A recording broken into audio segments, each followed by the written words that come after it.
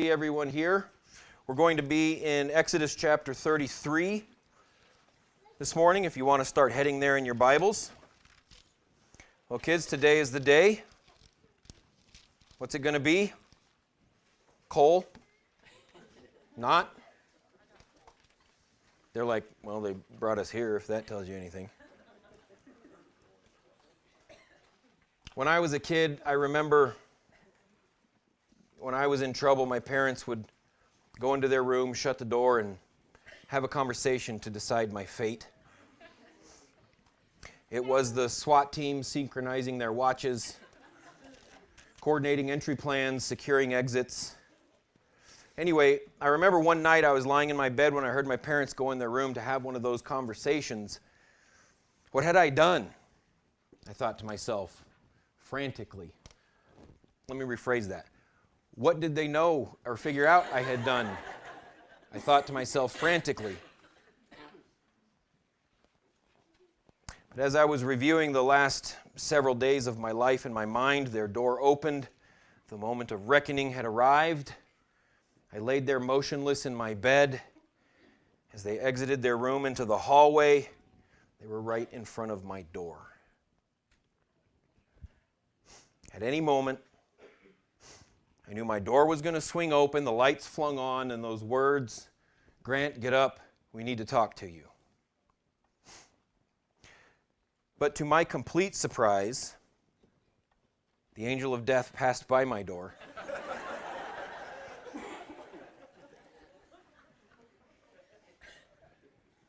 And I listened, somewhat disoriented. As get this, they went into my sister's room. Lights flung on, the words, "Anna, get up, we need to talk to you." It was a glorious day. The chorus of the angels. My sister got in trouble. My sister got in trouble. It wasn't me. In our story this morning, Israel is sort of having one of those moments where they're not sure what's going to happen to them. You see, they had been freed from slavery in Egypt. Moses had brought them through the Red Sea. Currently, they are camped out in front of Mount Sinai, where Moses is receiving the law from God. However, chapter 19 clearly tells us that Israel, the people, were terrified about what was going on. The thunder, the lightning, the smoke, the sound of God's voice shaking the mountain that they stood before, it all terrified them. Especially one day when Moses went up the mountain, but he didn't come back down. Days passed, weeks, a month, and still he didn't come back down. Until after 40 days, when Moses still hadn't returned, it seemed pretty obvious to the Israelites what had happened. And they were like, well, he's dead, so I guess we should make an idol and worship it. So get this, in Exodus chapter 32, right before our passage this morning, Aaron, Moses' brother, went to a bunch of people in the camp and got all their gold jewelry, melted it down, and made a golden calf for them to worship. A golden calf. They're sitting there worshiping an idol while they stood before the mountain that was still shaking with God on top of it. And to boot, Moses wasn't dead. I don't know if you've ever experienced a time like this.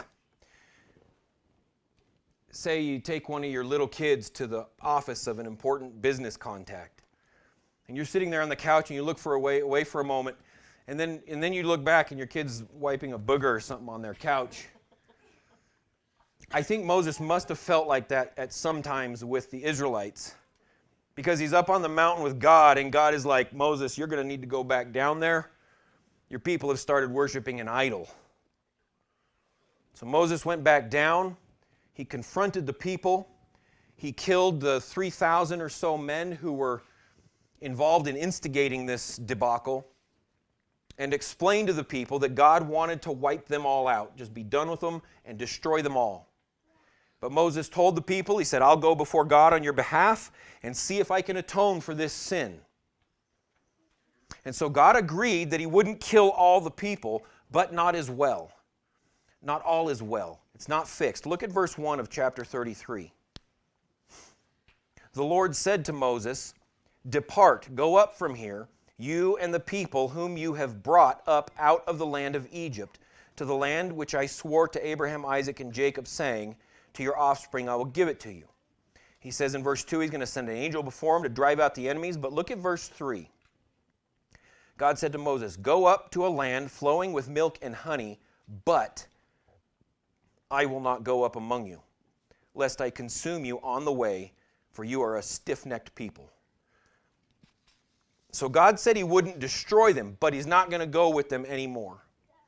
And the next few verses in chapter 33 describe how heartbroken the people were about this. So Moses said again, "Let me go talk to God again and see if I can get him to change his mind." So Moses went back into the tent of meeting to meet alone with God, and look what it says the people did in verse 8 of chapter 33. It says, "Whenever Moses went out to the tent, all the people would rise up, and each would stand at his tent door and watch Moses until he had gone into the tent." In other words, our passage this morning picks up with Israel as they're watching mom and dad, as it were, go behind closed doors to decide their fate, to have a conversation about what's going to happen to them. Is God going to abandon them? Is he going to leave them alone in this barren wilderness to fend for themselves, where they would have already died multiple times over if he wasn't there? That's what these people were wondering as Moses entered the tent, and that's the question I want to answer for us this morning. Will God abandon his sinful people? Will God abandon his sinful people? And the way I want to do this is, first, we'll look at the three sections of the conversation between God and Moses, and then second, we'll come back around and see what it means to us. But that's the setting. Moses and God are in the tent, and Moses kicks off the first of three sections of this conversation, beginning in verse 12 of Exodus chapter 33. Moses said to the Lord, "See, you say to me, 'Bring up this people,' but you have not let me know whom you will send with me. Yet you have said, 'I know you by name,' and you have also found favor in my sight. Now therefore, if I have found favor in your sight, please show me now your ways, that I may know you, in order to find favor in your sight. Consider too, this nation is your people." So in this first section, what I want you to see is that the Lord would not abandon Moses. This is the first thing. The Lord would not abandon Moses. But I have to admit, there are a couple of really tricky pieces to this passage. It really took me a while to figure out. For example, look at verse 12. Moses basically says, "God, you told me to bring these people to the promised land, but you haven't said who's going to show us the way. Yet you yourself said that I have found favor in your sight." But look closely at verse 13. This is the tricky part. Moses said, "If I have found favor in your sight, show me your ways so I can find favor in your sight." Which is it, Moses? Have you found favor in God's sight or not? Well, I think the answer is found in understanding what Moses means when he asks God to show him his ways. You see, I think Moses is pointing out a discrepancy between the job he is called to and the resources he has to carry it out. He still has the calling of getting Israel to the promised land, but he didn't know how to do that. Meaning, when Moses asked God to show him his ways, he wasn't asking God to show him kind of his generic righteous ways like with the law. It's more specific than that. Literally, he's saying, show me how to lead these people out of here. Because if you remember last week, this already isn't the way I would have gone. In other words, Moses wanted to know God's mind. He wanted to know his intentions and his objectives so he could effectively lead God's people where God wanted them to go. He didn't simply want God to send down orders. He wanted to know the thinking behind God's plan. And for that to happen, he needed God to stay with him. So when Moses asks, if I have found favor in your sight, show me your ways so I may find favor in your sight. What he's saying is if I have found favor in your sight, go with me so I can lead your people the way you want me to, and therefore continue to find favor in your sight. And in verse 14, God answered, my presence will go with you, and I will give you rest. Well, awesome, right? Problem solved. God will be with Moses. Well, not really. Look at the second section, the second part of our conversation, beginning in verse 15, because there's another tricky part to figure out. In verse 15, Moses said to God, if your presence will not go with me, do not bring us up from here. Well, which is it again, Moses? God says in verse 14, my presence will go with you, but then Moses says in verse 15, if your presence will not go with me. Moses, dude, I think you need to work on your listening skills. God just said he was going to go with you. Why did he say that? If God just said, my presence will go with you, then why did Moses ask, if your presence will not go with me? Well, the answer, I think, is found in two places. First, back in verse 14, when God said, my presence will go with you, that you is singular. Meaning God said he would go with Moses, but not Israel. Therefore, second, notice the shift in Moses' appeal in verse 16. Moses says, for how shall it be known that I have found favor in your sight, I and your people? Is it not in your going with us, so that we are distinct, I and your people, from every other people on the face of the earth? So twice Moses now shifts his argument to I and your people. And Moses says that because he knows God's presence is the only thing that makes them distinct or special in any way. Think about it. What distinguished Israel from any other nation at this point in history? It wasn't their land. They didn't have any. It wasn't their culture. They'd been in slavery for 400 years. It certainly wasn't their righteousness. They couldn't even keep the basics of God's commands for a few days. So what was it that made them distinct from any other nation in the world? Well, quite frankly, the only thing Israel had going for them was if God stayed with them. And the same is true for anyone who has ever lived. Phil Ryken called this truth the great divide that runs down the center of the human race. Meaning there have always been only two kinds of people in this world. On the one side, you have those who make it through this life on their own skills, on their own tries, on their own talents, but God is not with them. And then on the other, you have those who depend on God's grace and mercy and power to guide their lives. To be more specific, some people have forgiveness for their sins. Others don't. Some people have eternal life. Some don't. Some people have peace when they face death and suffering, and some don't. And Moses knew the only chance his people had of being on the right side of that divide was if God was with them. So look how God answered him in verse 17. The Lord said to Moses, this very thing that you have spoken I will do, because you have found favor in my sight, and I know you by name. I want you to look closer again at that. In verse 17, God said, this I will do, meaning I will go not only with you, but with Israel. Why? In the second half of verse 17, he said, I will remain in the presence of my people because you, singular again, because you, Moses, have found favor in my sight. In other words, not only did God not abandon Moses, but God didn't abandon Israel either. That's the point of this second section of this conversation. And the reason God didn't abandon Israel, listen, isn't because of anything Israel did or deserved, but only because Moses had found favor in God's sight. Which makes the third section, beginning in verse 18, really interesting. Moses says right after that, please show me your glory. Where did that come from? What does that have to do with anything? It's like if someone said, hey man, I'm moving this weekend. Do you think I could borrow your truck? Sure, yeah, not a problem.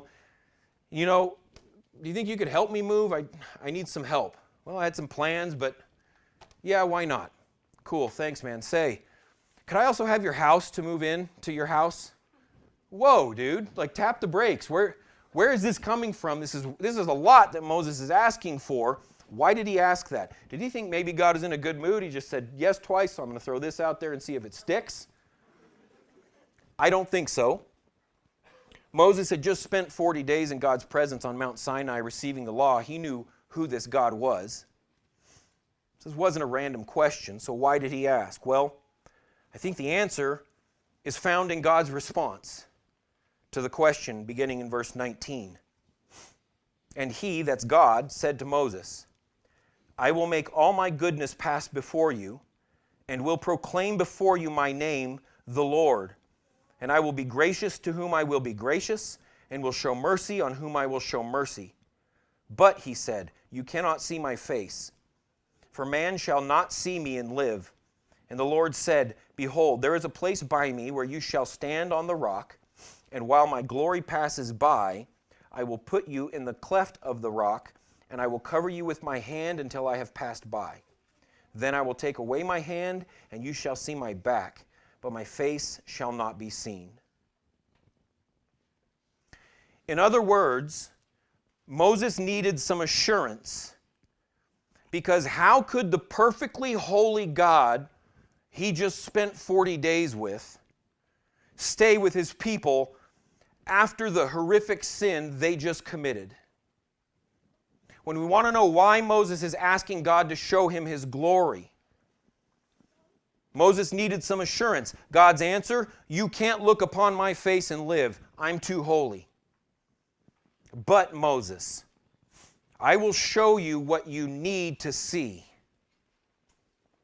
I will pass before you, and I'll let you see the contrail of my glory, just enough that it won't kill you. But it'll be the glory of my name that says, I am the eternal one, the existent being. And I will be gracious to whom I will be gracious, and I will show mercy to whom I will show mercy. Now we think that phrase sounds harsh, like I will show mercy to who I will show mercy. Like who died and made you God? But what I want you to see is God's response to Moses is not harsh. No, what God is showing Moses is exactly what Moses needed to see. In other words, Moses needed to hear God say that the reason he would stay with his people is because when he decides to have mercy on someone, when he decides to show someone grace, it can't be taken away. It can't be taken back. Why? Because God is telling Moses, my grace is not dependent on the receiver. My mercy and grace is based on my own character. It's a sovereign decision of mine, Moses, and therefore irrevocable. That's what Moses needed to hear to ensure him that God wouldn't leave the people he knew he was leading. But more importantly, listen to this, don't miss what God is saying his glory is. When God says, I will show you my glory, what does he then describe as the part of his glory he will show Moses? God's saying his glory is his loving kindness, his sovereign grace, his unmerited favor. We're all on the naughty list. God's willingness to forgive those who sin against him is so glorious, it would kill any mortal man who looked upon it. Because it displays not only the weight of his perfection, but therefore also the height of his mercy and grace. That's what Moses needed to see. He needed to see the weight of God's character, that he would omnipotently, sovereignly choose whom he will love, and therefore there is nothing they can do for which he would abandon them. In other words, God is letting Moses catch a mere glimpse of his blinding, glory that says, Moses, you can't screw this up, nor can they, because this is my decision.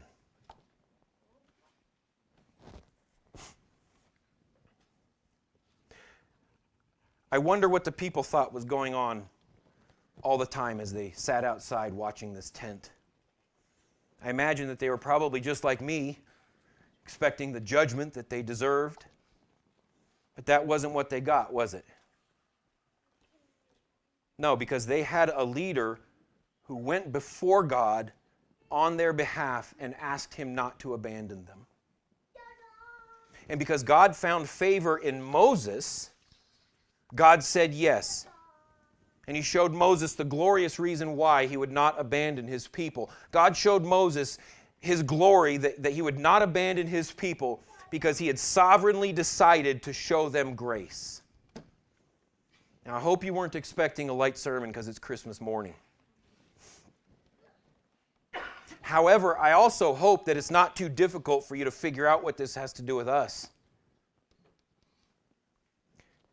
You see, the Bible calls Moses a mediator, meaning he went before God on behalf of the people of Israel.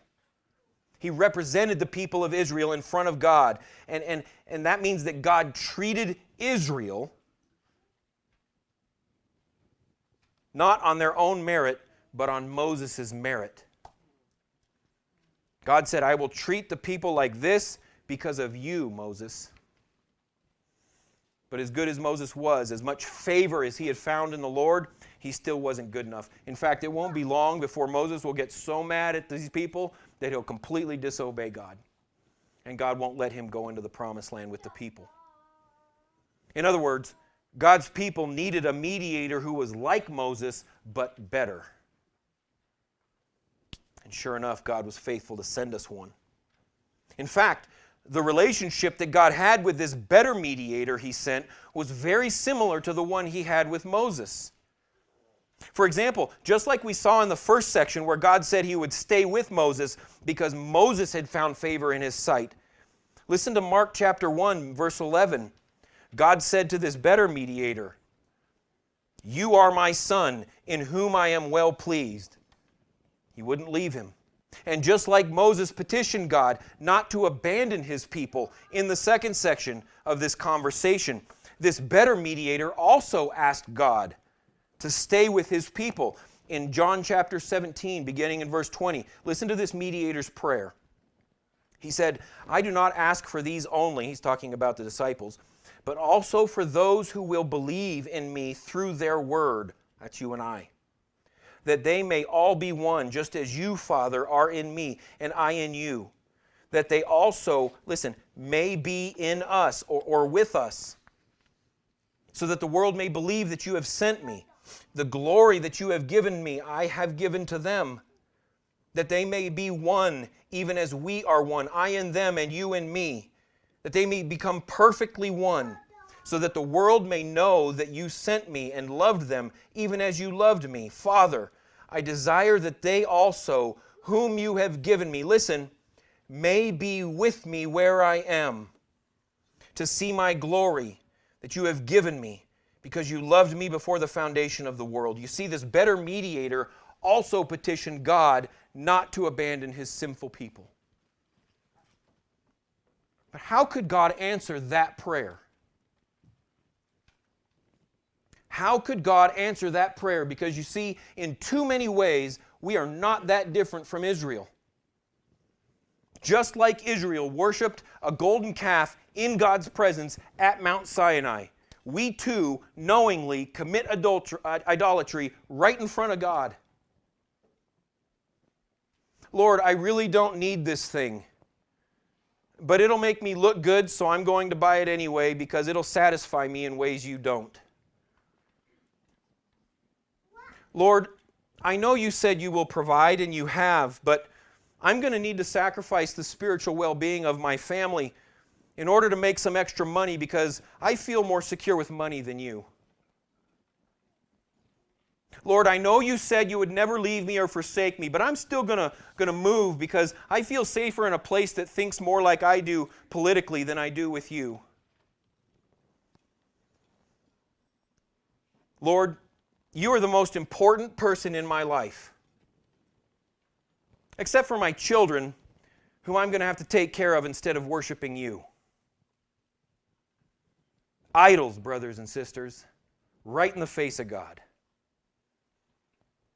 I could go on and on and on. Just like Israel, we knowingly set up idols all the time right in front of God. So the question still stands, why shouldn't He abandon us as well? Why shouldn't He leave us to the mercy of our idols to see if they'll provide and defend us against this onslaught of sin and evil in this world? Why shouldn't He? Well, the truth is, before you and I could even ask that question, God gave us the answer. Listen, if you need assurance this morning that God won't leave His people to their own devices, if you, like Moses, need to see the glory of the Lord that guarantees He will not abandon His people, then brothers and sisters, you need look no further than Jesus Christ, the better mediator. In fact, listen to how John described Him back in John chapter 1, beginning in verse 14. He said, "And the Word became flesh and dwelt among us, and we have seen His glory. Glory as of the only Son from the Father, full of grace and truth. For from His fullness we have all received grace upon grace. For the law was given through Moses, grace and truth came through Jesus Christ. No one has ever seen God.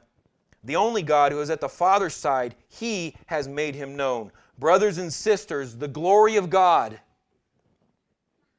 the glory that sovereignly says, "I will have mercy on whom I will have mercy, and I will be gracious on whom I will be gracious." The blinding glory that says, my decision to remain with my people is based on my sovereign grace, not their performance, that is seen in perfection in Jesus Christ. Think about it this way. That glory of God is heard in the cry of an infant on Christmas morning. That radiance of God's stunning character, that He would not abandon His people, is seen in the diapers of a child that needed to wear them because he could not hold his bowels. That matchless splendor of God's glory, that He would not abandon His people, is seen in a child who lacked the cognitive ability to form words or sentences. That's who God became in order to not abandon us. How is that possible? Well, God's matchless glory is that He would become like His enemies in order to fix what they broke. It's because of the unparalleled glory of God that He would become a man in order to live the lives that we've ruined perfectly. Why? So that He wouldn't have to abandon us. Listen, Christmas Day is about the glory of God seen in the child of a virgin who would make a way for God to not abandon us. Not because we deserve it, and not because we want it, and certainly not because we earned it, but because God decided not to abandon us when, just like Moses, having found favor in God's eyes, Jesus asked Him not to. Brothers and sisters, the reason God will not abandon us this Christmas morning is because God accepted Jesus Christ's plea for you and I, and He sovereignly decided not to. It has nothing to do with you and I, everything to do with Jesus. You know, something interesting happened after Moses went to see God like this. You see, Moses would kind of soak up some of this glory that God showed him, and his face would shine for a few days, and it freaked the people out. And they made him wear this veil because it was so scary to them until his face stopped shining. But I want you to hear what Paul says our relationship to God's glory is. In 2 Corinthians chapter 3, beginning in verse 12, Paul said this, "Since we have such a hope," that's in Jesus he means, "we are very bold, not like Moses, who would put a veil over his face so that the Israelites might not gaze at the outcome of what was being brought to an end. But when one turns to the Lord, the veil is removed. So we all," that's you and I, "with unveiled face, beholding the glory of the Lord, are being transformed into the same image from one degree of glory to another. For this comes from the Lord, who is the Spirit." What does that mean? What does that mean that we are very bold because we with unveiled face are beholding the glory of the Lord?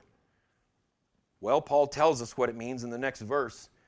In 2 Corinthians chapter 4, beginning in verse 1, he said, "Therefore, having this ministry by the mercy of God," brothers and sisters, listen to what this means, "we do not lose heart.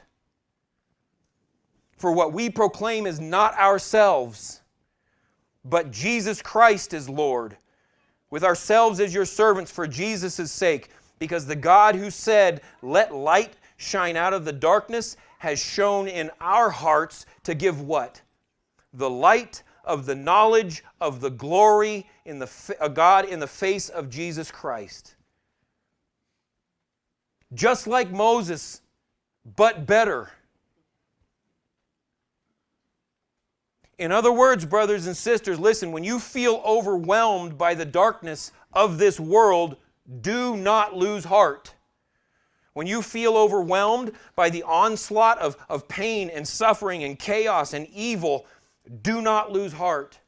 Even if you feel overcome by the depth of your sin, we do not lose heart. Because the testimony we have on Christmas morning is not how good we are. It's not how well we're doing. No, what Paul is saying is the glorious testimony that is blazing out of you and I this Christmas morning is how well Christ did on our behalf. It's the same testimony as Paul's, that God has shown in our hearts the light of the knowledge of the glory of God in the face of Jesus Christ, and we are reflecting that like a mirror. Listen, it's the testimony of the glory of God's promise not to abandon His people like us to our sin, simply because He decided not to in Jesus Christ. That's your testimony this Christmas morning. You have seen the glory of God just like Moses, but better.